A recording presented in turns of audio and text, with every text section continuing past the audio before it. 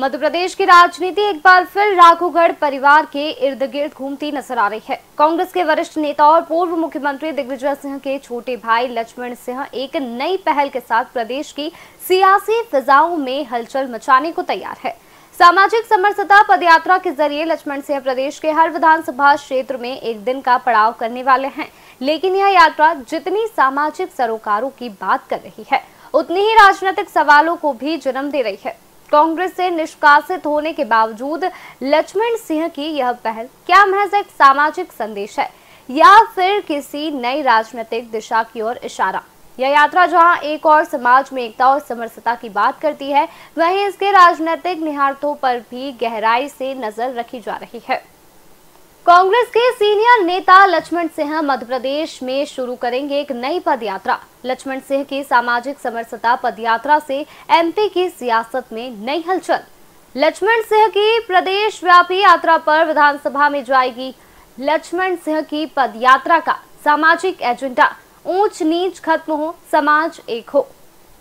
MP की राजनीति में राघौगढ़ परिवार एक बार फिर सुर्खियों में आ गया है। इसका कारण है कांग्रेस के सीनियर नेता और पूर्व मुख्यमंत्री दिग्विजय सिंह के छोटे भाई लक्ष्मण सिंह। दरअसल लक्ष्मण सिंह अब पूरे प्रदेश में यात्रा पर निकलने वाले हैं। हालांकि लक्ष्मण सिंह का कहना है कि वह अब पूरे मध्य प्रदेश में सामाजिक समरसता पदयात्रा निकालने की तैयारी कर रहे हैं। यह पदयात्रा प्रदेश के हर विधानसभा में एक दिन के लिए आयोजित की जाएगी। वहीं इस यात्रा को विस्तृत रूपरेखा तैयार की जा रही है, लेकिन लक्ष्मण सिंह के इस ऐलान ने प्रदेश की सियासत में हलचल जरूर मचा दी, क्योंकि लक्ष्मण सिंह फिलहाल कांग्रेस से निष्कासित है। ऐसे में इस पदयात्रा में वह कांग्रेस का समर्थन करेंगे या उनकी दूरी दिखेगी, यह देखना यात्रा शुरू होने से पहले ही दिलचस्प होता जा रहा है।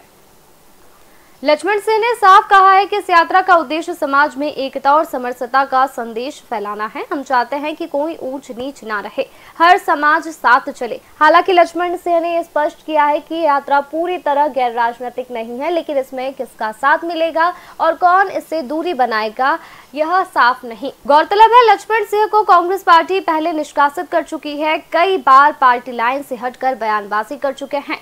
अब उनके इस यात्रा को लेकर सवाल उठ रहे हैं कि क्या यह कदम कांग्रेस के समर्थन में है या फिर कोई नई राजनीतिक राह की ओर संकेत दे रहा है। यह यात्रा कब से शुरू होगी, इसकी तारीख अभी तय नहीं हुई है। साथ ही इस पदयात्रा में कांग्रेस के स्थानीय नेताओं की भूमिका क्या होगी, यह भी अभी रहस्य बना हुआ है। लक्ष्मण सिंह एमपी की राजनीति में बड़ा चेहरा माने जाते हैं। वह 3 बार विधायक और 5 बार लोकसभा सांसद रह चुके हैं।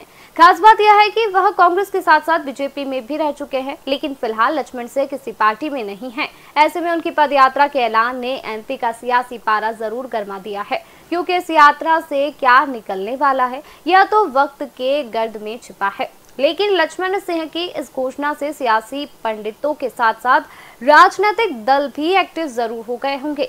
लक्ष्मण सिंह के बड़े भाई दिग्विजय सिंह अपने पहले ही नर्मदा परिक्रमा यात्रा कर चुके हैं, जिसने उन्हें धार्मिक और राजनीतिक दोनों मंचों पर सुर्खियों में ला खड़ा किया था। अब छोटे भाई किस दिशा में निकलते हैं, यह देखना दिलचस्प होगा।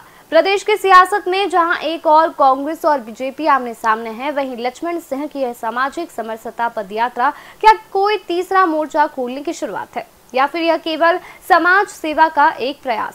जवाब आने वाले वक्त में मिलेगा। लक्ष्मण सिंह की सामाजिक समरसता पदयात्रा में प्रदेश की सियासी जमीन को जरूर हिला दिया है। उनके राजनीतिक अनुभव, पारिवारिक पृष्ठभूमि और हालिया बयानों को देखते हुए कहना जल्दबाजी होगी कि यह यात्रा केवल सामाजिक जागरूकता का माध्यम है। क्या यह कोई नई राजनीतिक रणनीति है या फिर सचमुच एक निष्कलंक सामाजिक पहल है? इसका उत्तर आने वाले वक्त देगा, लेकिन इतना तो तय है कि इस यात्रा ने राजनीतिक दलों को चौकन्ना कर दिया है और मध्य प्रदेश की राजनीति में एक नया विमर्श जरूर खड़ा कर दिया है। अब देखना यह होगा कि लक्ष्मण सिंह की यह पहल जनता के दिलों तक पहुंचती है या फिर राजनीतिक गलियारों में ही सिमट कर रह जाती है।